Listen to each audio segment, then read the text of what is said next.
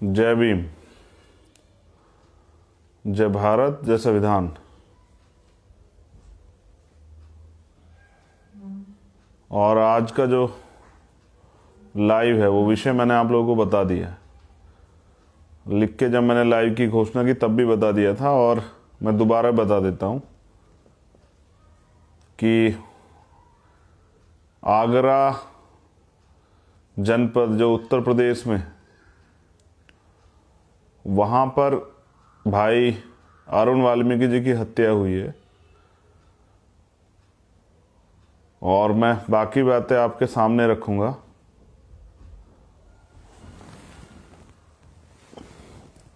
सर्वप्रथम तो करुणा के सागर तथागत गौतम बुद्ध जी को नमन। संत श्रोमणी सतगुरु रविदास जी महाराज, भगवान वाल्मीकि महाराज, गुरु नानक देव, संत कबीर। करुणा के सागर तथागत बुद्ध को नमन इसलिए क्योंकि हम लोग शांति की बात करते हैं, और वीर उधम सिंह जी को नमन इसलिए क्योंकि क्रांति की भी जरूरत लगातार पड़ती रहती। गुरुओं, संतों, महापुरुषों को नमन करने के बाद सामाजिक परिवर्तन के नायक राष्ट्रपिता ज्योतिबा फूले, आरक्षण के जनक छत्रपति साहू जी महाराज, संत गाडगे जी महाराज, नारायण गुरु, पेरियर रामास्वामी नाइकर, पेरेलाल यादव, परम पूजनीय विश्व रत्न डॉक्टर बाबा साहब अम्बेडकर, इस देश की आज़ादी में भागीदारी करने वाले शहीद सरदार करतार सिंह सराभा, शहीद भगत सिंह, शहीद अशफाक उल्लाह खां, शहीद उधम सिंह जी, बाबू जगदेव प्रसाद कुशवाहा, जननायक कपूरी ठाकुर, महामना राम स्वरूप वर्मा जी, आज़ादी की 1857 क्रांति के नायक कोतवाल धन सिंह गुर्जर, माता दीन वाल्मीकि साहब, मान्यवर दीना माना वाल्मीकि साहब, मेरे रहबर, मेरे गुरु मान्यवर साहब श्री काशीराम। और हर आंदोलन को ताकतवर बनाने के लिए, आंदोलन की जो ताकत है वो बिना आधी आबादी के नहीं हो सकती है, चाहे वो घर परिवार हो, या आंदोलन हो, या कोई भी संघर्ष हो। तो आज इस आंदोलन के अवसर पे माँ सावित्रीबाई फूले, माँ रमाबाई, माँ फातिमा शेख, माँ अहिल्याबाई होलकर, माँ अवंतिकाबाई लोधी, माँ झलकारी बाई और माँ फूलन देवी को भी नमन।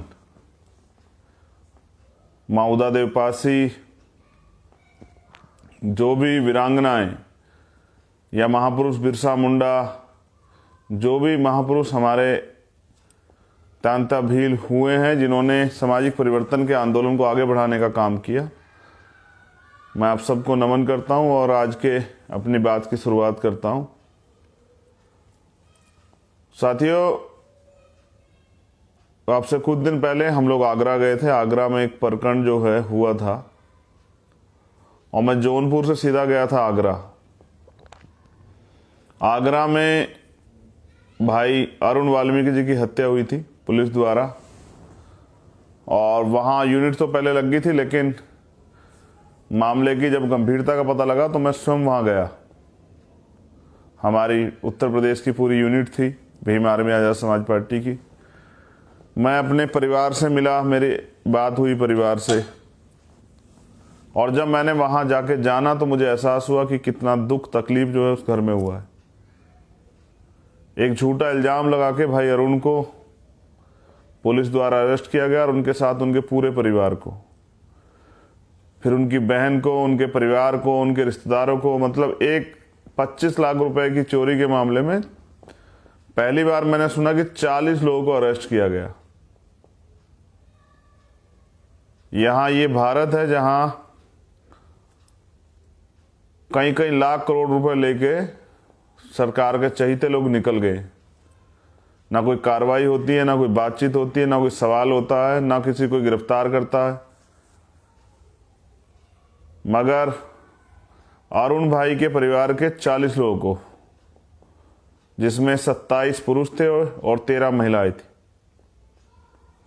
हमने तमाम तरह की चीज़ें सुनी, कानून पढ़ा, कानून की पढ़ाई के बाद, और वैसे भी प्रैक्टिकली कानून को देखते समझते मानव अधिकार आयोग, सुप्रीम कोर्ट की गाइडलाइन, हाई कोर्ट की गाइडलाइन कि महिला पुलिस ही महिलाओं को अरेस्ट कर सकती है और रात के अंधेरे में किसी महिला को अरेस्ट नहीं किया जाएगा। लेकिन आगरा में जेंट्स पुलिस द्वारा महिला जो हमारी बहनें थी उनको अरेस्ट किया गया और बहनों के कान से कुंडल खींच लिए गए।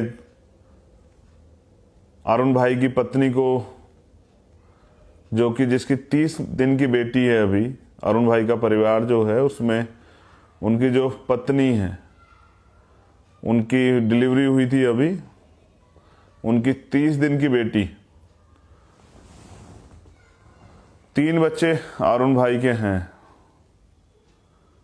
तो अभी वो बिटिया जो है हमारी अरुण भाई की वाइफ, हमारी बहन जो है, वो अभी इस हालत में भी नहीं थी। पुलिस उसको भी अरेस्ट करके लेके गई और उसको भी जबरन पीटा गया। ये दुख तकलीफ के साथ कहना पड़ रहा है सब चीज़ें, लेकिन समाज को पता तो होना चाहिए कि उसको क्या क्या सहना पड़ रहा है।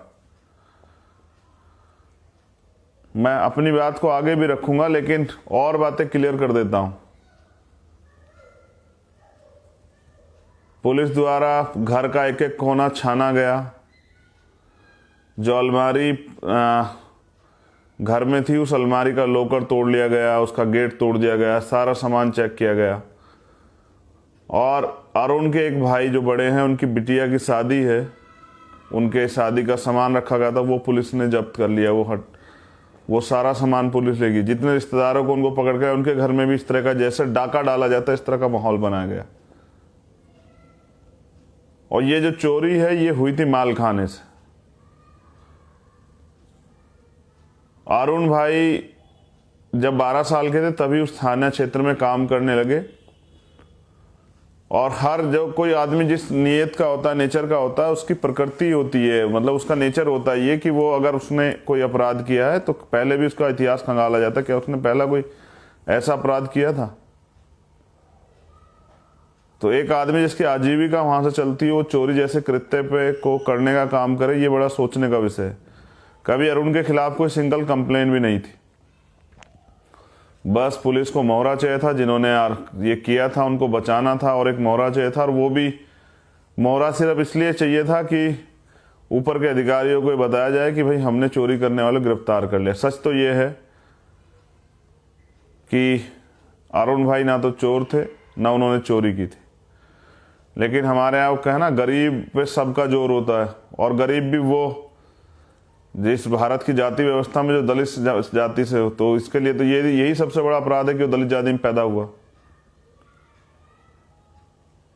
और फिर सरकार का, पुलिस का खेल शुरू होता है कि उसको पीटा जाता। आप सोचिए, आप आइडिया लगाइए कि एक साथी को इतना पीटा गया। अब आप समझिए कितना पीटा गया होगा कि उसकी जान चली गई। और पुलिस जो कह रही है कि हमने बरामदगी की, बहुत आसान है। इस तरह के माहौल में अपनी जेब से जाके कुछ ले जाकर, हमने तमाम फिल्में और तमाम तरह की चीज़ें देखी, तमाम तरह की घटनाएं सुनी, हाथरस जैसी घटनाएं देखी। पुलिस ने कहा कुछ नहीं हुआ, पुलिस के आला अधिकारियों ने कहा कुछ नहीं हुआ। सीबीआई जांच हुई, सीबीआई में फिर एफआईआर दर्ज हुई, 302 की एफआईआर दर्ज हुई, 376 की एफआईआर दर्ज हुई। तो उत्तर प्रदेश पुलिस के कारनामे आप और हम जानते हैं।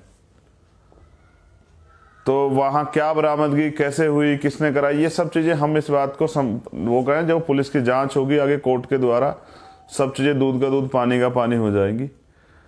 लेकिन बड़ा सवाल ये कि मैं वहाँ गया था तो वहाँ पंचायत हुई थी समाज के जिम्मेदार लोगों की, हमारे समाज के जो नेता लोग हैं उनकी पंचायत हुई थी, समाज के सामान्य लोगों की। और उन्होंने 5 दिन का समय दिया था। उस 5 दिन में हमारी कुछ मांगे थी। मुझे अभी तक संज्ञान में नहीं कि उन मांगों पे क्या हुआ। कल वो आखिरी दिन की मियाद है, वो ख़त्म हो जाएगी। और कल रात को जब वो ख़त्म हो जाएगी तो मैं अपने साथियों को बता दूंगा कि हमें अब क्या करना है। अभी हमने तय किया था कि 5 दिन में हमारी मांग नहीं पूरी तो 28 तारीख को हम लोग सभी जिला कार्यालय पे, जहाँ डीएम बैठते हैं और एसएसपी बैठते हैं, उन पर ताला लगा देंगे और उनको घुसने नहीं देंगे। और भी हम पे बहुत ताकत है करने के लिए जो हम कर सकते हैं। मांगे बता देता हूं। पहली मांग ये थी कि उस घटना की सीबीआई जांच होनी चाहिए, क्योंकि वो आरोप सिर्फ अरुण पे नहीं लगा, हमारे पूरे समाज पे लगा कि हमारे बच्चे ने, हमारे भाई ने चोरी की। तो उस घटना की जांच होनी चाहिए, सीबीआई जांच, जिससे दूध का दूध पानी का पानी हो जाए। ये भी पता है कितने लोगों ने किस नीयत से, किस कारण से उसकी हत्या की, क्यों इतने लोगों का अरेस्ट किया गया, क्यों इतने ये सब चीजें, चोरी, जिस तरह का डाका डाला गया घरों में, वो कौन व्यक्ति था, क्या क्या सामान था, वो सब चीजें वापस मिले। दूसरा, न्याय कब मिलेगा? जब वो पुलिस अधिकारी गिरफ्तार हो जाएंगे जो उस थाना क्षेत्र के। तो हमारी मांग ये थी कि उन जिनके खिलाफ मुकदमा हुआ है, पहली बात तो नामजद मुकदमा नहीं, पुलिस ने अज्ञात में मुकदमा किया। पुलिस को पता है कि उस थाने में किसकी ड्यूटी थी, क्योंकि रजिस्टर होते हैं, वहां तस्करा चढ़ता है, वहां आमद होती है, वहां रवानगी होती है। आपको पता है अगर कोई किसी को अरेस्ट करने जा रहा है, कौन कौन जा रहे हैं, क्या क्या हथियार लेके जा रहे हैं, सब चीजें उसमें तस्करे में चढ़ती हैं, सब चीजें होती हैं। तो ये हम सब लोगों को तो पता है, वकील लोगों को, लेकिन आम जनता भी काफी चीजें जानती है। तो पहले तो पुलिस ने बचाने का प्रयास किया, अपने अधिकारी कर्मचारियों के खिलाफ मुकदमा नहीं लिखा ज्ञात में, क्योंकि मुकदमा कोर्ट में कमजोर जाए। फिर अभी तक कोई गिरफ्तारी नहीं हुई। तो जब वो लोग वर्दी पहन के घूमेंगे तो कैसे न्याय होगा, कैसे जांच प्रभावित नहीं होगी। तो हमारी मांग थी कि उनको गिरफ्तार किया जाए, उस पर अभी मुझे जानकारी नहीं किया हुआ। दो चीजें होगी। फिर तीसरी मांग थी कि यार उनके 3 बच्चे हैं, वो 3 बच्चे कैसे पलेंगे, उनकी पत्नी का क्या होगा, उनकी पढ़ाई का क्या होगा। वो चाहे कैसे भी करता, अपने बच्चों को अच्छा पढ़ाने का प्रयास करता। हम सब लोग बाबा साहब के आदर्शों पर चलने वाले लोग हैं, तो वो अपने बच्चों को पढ़ाने का काम करता, उनकी जिंदगी सुधारने का काम करता, उनके बच्चे आगे ये काम ना करें गंदगी में घुसने का, तो वो शायद उनको वहां से निकालने का काम करता। फिर उनके बच्चों की पढ़ाई है कैसे होगी, उनके बच्चों की शादी है कैसे होंगी, बाप का साया उनके सर से चला गया। और ये कोई प्राकृतिक नहीं था, ये पुलिस द्वारा की गई हत्या थी। तो हमारी ये मांग थी कि उस परिवार को एक सरकारी नौकरी दिया जाए, एक आवास दिया जाए, और तीनों बच्चों की पढ़ाई का खर्चा जो है ना सरकार उठाए। दूसरी, जब कहीं पिछली कुछ घटनाएं ऐसी हुई, जैसे लखनऊ में हुई थी एक घटना, उस परिवार के प्रति मेरी संवेदना, लेकिन वहां सरकार ने जो उस समय तत्कालिक काम किया, तो उस बहन को ओएसडी की नौकरी और 40 लाख रुपए का मुआवजा। जब यही गोरखपुर में हुई तो वहां भी ऐसा ही हुआ कि उस परिवार के प्रति मेरी संवेदना है, उनको 40 लाख का मुआवजा और एक सरकारी नौकरी ओएसडी की। लेकिन यहाँ पुलिस का चेहरा, यहाँ सरकार का चेहरा, प्रशासन का चेहरा मुआवजा देते वक्त बदल गया। वहां 10 लाख रुपए का मुआवजा, और वो भी मैंने बताया था आपको कि वो इट विल बी पॉसिबल, जो मुझे मुख्यमंत्री ने कहा 25 लाख रुपए का मुआवजा देंगे, और जब हमने पूछा तो पता करने का प्रयास किया तो 16.5 लाख रुपए का मुआवजा दिया है। तो उत्तर प्रदेश सरकार की कथनी करने का फर्क हम लोग जानते हैं। तो हमारी मांग थी कि 1 करोड़ रुपए का मुआवजा उस परिवार को मिलना चाहिए, और उनके उस परिवार की सुरक्षा व्यवस्था होनी चाहिए। लीगल्स का मामला उसका हम खुद लड़ेंगे कोर्ट में, ये हमने तय कर लिया है। जल्द हम उनके वकालतनामे शायद 28 तारीख में हम लोग जाएंगे, कल हम फाइनलेशन कर लेंगे। कल तो मैं मध्य प्रदेश जा रहा हूँ जोबट में, लेकिन कल हम टीम हमारी फाइनलेशन कर लेगी, परसों हम लोग उनके वकालतनामे वहाँ से ले आएंगे, हम कोर्ट में ले चलेंगे, सब लोगों को बताएंगे किस तरह से जो है हत्या की जाती है। लेकिन मेरा एक सवाल है आप लोगों के सामने। पहले तो मैं सभी को बता दूं कि कल का दिन और हम इंतजार करेंगे, हमने 5 दिन का समय दिया था। हम ये देखेंगे पुलिस ने, प्रशासन ने, सरकार ने क्या क्या हमारी मांगों पे काम किया। नहीं तो फिर मैं 28 तारीख को आपको बता दूंगा, कल ही बता दूंगा रात में, मध्य प्रदेश से, कि हम लोग क्या करने वाले। वहाँ की लोकल यूनिट से, वहाँ जो समाज के जिम्मेदार लोग, जो 5 लोग कमेटी में, उनसे बात करेंगे, अपने स्टेट के प्रेसिडेंट से बात करेंगे, और फिर मैं आपको बताऊंगा।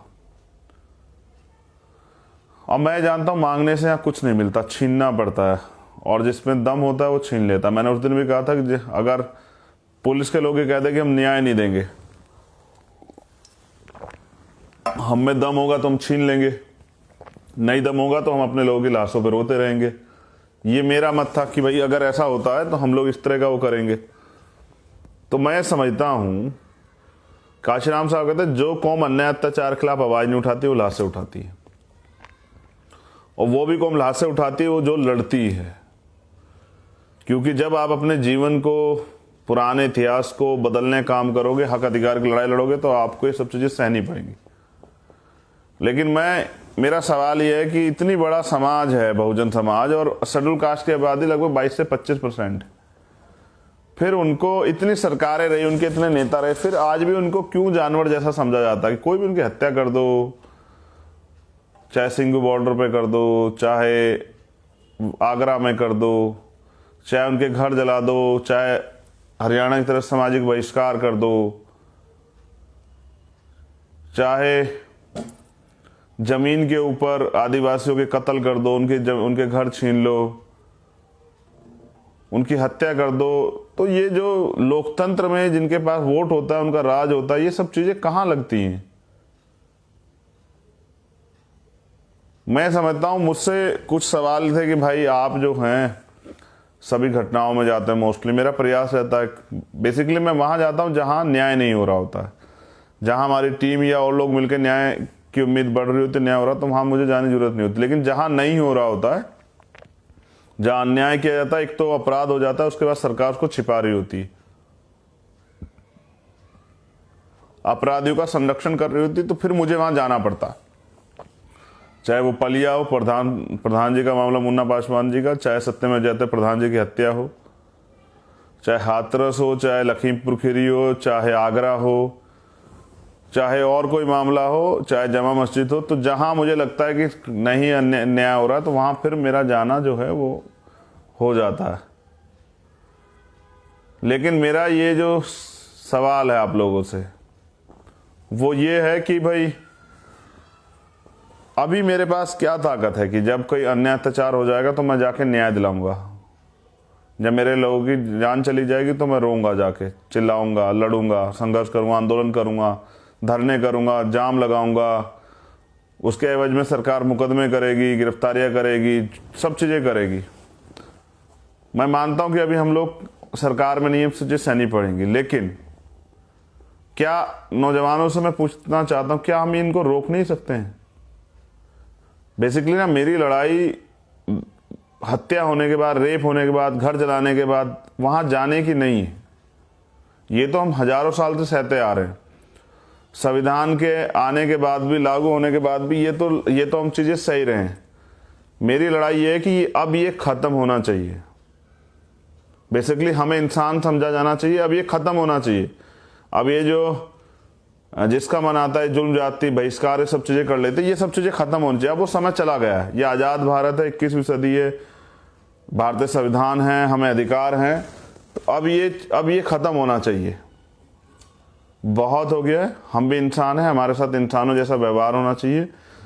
न्याय सबका जन्म से अधिकार है, उसके लिए हमें धरना प्रदर्शन आंदोलन नहीं करना चाहिए। लेकिन मुझे ऐसा लगता है, क्योंकि मेरे रहबर काशीराम साहब कहते थे कि जो शासक होता है, जो राजा होता है ना, तो उसकी बहन बेटियों का रेप होता, ना हत्याएं होती, ना उनके अधिकार छीने जाते, ना उनका सामाजिक आर्थिक राजनीतिक अपमान होता, ना उन्हें कुछ सोचना पड़ता, और ना ही उन्हें किसी के आगे हाथ फैलाना पड़ता, मांगना पड़ता। भीम आर्मी के माध्यम से तो ये हमने बड़े पैमाने पे किया है, हर लड़ाई लड़ी है, सामाजिक परिवर्तन के लिए आंदोलन किए हैं, गांव गांव में जाके पाखंडवाद विश्वास खिलाफ समाज को तैयार किया है। लेकिन जैसा मैंने कहा कि जो शासक कौम होती है, यानी कि जिनका राज होता है, उनके साथ ही नहीं होता। आपने सबका राज देखा, आप ऊपर से नीचे कितनी पार्टियां, सबका लगा के देख लीजिए। मैं किसी को बुरा नहीं कह रहा हूं, मैं ये नहीं कह रहा हूं वो बुरे हैं, मैं कह रहा हूं कि हम उनसे बेहतर कर सकते हैं। आपने बीजेपी की सरकार देखी, वर्तमान में भी चल रही, पहले भी आपने कांग्रेस की सरकार भी देखी, आपने बसपा की सरकार भी देखी, आपने समाजवादी पार्टी की सरकार भी देखी, आम आदमी पार्टी सरकार भी देखी, लेफ्ट तमाम सब लोगों की सरकार देखी। सर आप बताइए कि पूरे देश में रहने वाले दलित समाज, बहुजन समाज के लोग मुझे बताएं, क्या बदलाव हुआ आपकी जिंदगी में? क्या जो आपके मूलभूत अधिकार आपको मिलने चाहिए थे वो मिले? क्या वो सम्मान, स्वाभिमान, सामाजिक परिवर्तन जिसके लिए हमारे महापुरुषों ने आंदोलन चलाया था, क्या वो उनका सपना पूरा हुआ? क्या वो गैर बराबरी, अन्याय, अत्याचार, भेदभाव खत्म हुआ? क्या हमें तमाम तरह की परेशानियों से मुक्ति मिली? क्या हमारे जीवन में रोटी, कपड़ा, मकान, चिकित्सा, शिक्षा, सुरक्षा, रोजगार ये लागू हुआ? और आप क्या समझते हैं आज़ादी क्या है? सिर्फ आप बोल लिए और आप रोटी खा रहे हैं, ये इसको आप आज़ादी मानते हैं? आज भी मंदिरों में जाने के लिए, तमाम तरह की चीज़ों के लिए लड़ना पड़ता है। आज भी तमाम तरह से घोड़ी चढ़ने पे, बिंदली निकालने पे, मूछें रखने पे हत्या हो जाती। तो आपको क्या लगता है कि क्या अभी आपको सिस्टम इंसान मान पाए? और मुझे नहीं लगता कि मान पाए तो शायद आपके साथ भी इंसानों जैसा व्यवहार हो रहा होता। क्या आपने सुना, कितने घटना सुनते हैं कि भाई किसी और समाज की महिला के साथ रेप हो गया, हत्या होगी। जितनी घटनाएं सुनी जाती है, मुझे कष्ट के साथ कहना पड़ेगा कि 90% जो है वो शेड्यूल कास्ट बैकवर्ड की महिलाओं के साथ होती है। जबकि मैं महिलाओं को जाति बिरादरी में नहीं वो करता हूं, लेकिन मैं समझता हूं एक समाज की ताकत से एक सुरक्षा मिलती है। उस सुरक्षा को के बाद एहसास होता है कि नहीं, उस समाज के साथ नहीं करना। लेकिन सब सरकारों के बावजूद भी क्या आज भी आपका सामाजिक ताकत इतनी मजबूत हुई कि लोगों में आपके खिलाफ कोई भी एट्रोसिटी, कोई अत्याचार, अन्याय करते हुए ये डर हो कि भाई नहीं, उनके साथ नहीं करना। और आज भी ऐसा क्यों हो जाता कि मार दिया जाता? मार इसलिए दिया जाता है क्योंकि लोगों को लगता है ये कुछ कर नहीं सकते। सर, हम सब कुछ कर सकते हैं, और जो जिस भाषा में समझना चाहे ना, उसको उस भाषा में समझा भी सकते हैं। हम सफाई कर्मचारी वर्ग के लोग, वाल्मीकि समाज के लोग, हम अपनी औकात, जिसको आप हमारी औकात कहते हैं और हैसियत कहते हैं, अगर हम एक दिन के लिए काम छोड़ दें तो आपकी दादी नानी याद दिला सकते हैं। हम इस देश की गंदगी उठाते हैं, हम इस देश की गंदगी कोरोना काल में साफ करते हैं, और आप हमारी हत्या करके मुस्कुराते हैं। आपको क्या लगता है हम कमज़ोर हैं? नहीं सर, हम कमज़ोर नहीं। हम बस अपने महापुरुषों की विचारधारा पे डटे हुए हैं। हम संविधान को मानने वाले लोग हैं। हम हिंसा नहीं करते। हम अपने राइट्स को प्रोटेक्ट करने के लिए संविधान को अपना सबसे बड़ा धार्मिक ग्रंथ मानते हैं। हमारी कमी ये, आज संविधान का दुरुपयोग सत्ता, सरकारी महकमे और सरकारी महकमों का, सरकारी उपक्रमों का दुरुपयोग सरकारें कर रही हैं। कोई अपराध होता है, उस अपराध को टालने का, इधर उधर घुमाने का, उसको बदलने का मीडिया द्वारा तमाम तरह से प्रयास किया जाता है। मैं समझता हूं बहुत हो गया है। अगर हम शेड्यूल कास्ट के लोग अपने अधिकारों की रक्षा के लिए अपने शरीर का प्रयोग करना बंद कर दें। कैसे? हमारा शरीर हमारा हथियार है।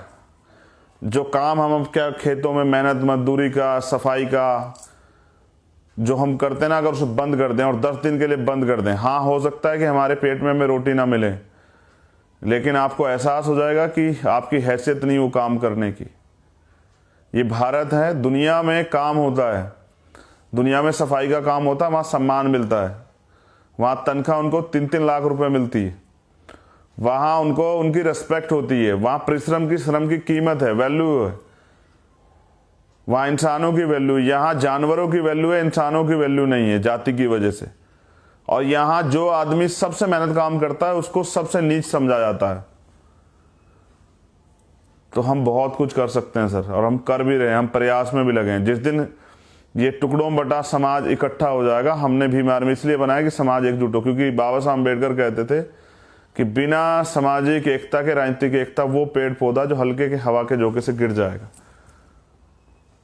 तो मैं समझता हूं अगर समाज एकजुट हो जाए तो हम लोग अपने हितों की सुरक्षा कर सकते हैं, अपने लोगों की जानों की रक्षा कर सकते हैं, और जो अन्य अत्याचार हम पे हो सकता है उनको जड़ से रोक सकते हैं। मैं तो बार बार कहता हूं, और मैं अब कह भी रहा हूं, कि जो बेड़िया हमारे समाज के तरक्की के रास्ते में आएगी, बहुजन समाज के, SC ST OBC और माइनॉरिटी के, देश की महिलाओं को पैरों में बेड़े डालने का काम करेंगे, उनके अधिकार रोकने का काम, उस बेड़ियों को हम डायनामाइट से उड़ा देंगे। लेकिन अब आज़ाद भारत में पढ़े लिखे दलित समाज के लोग, पिछड़े वर्ग के लोग, माइनॉरिटी के लोग गुलामी नहीं सहेंगे। मेरे एक और घटना संज्ञान में आई भाई तौफीक की, हमने वहाँ टीम लगा दी है।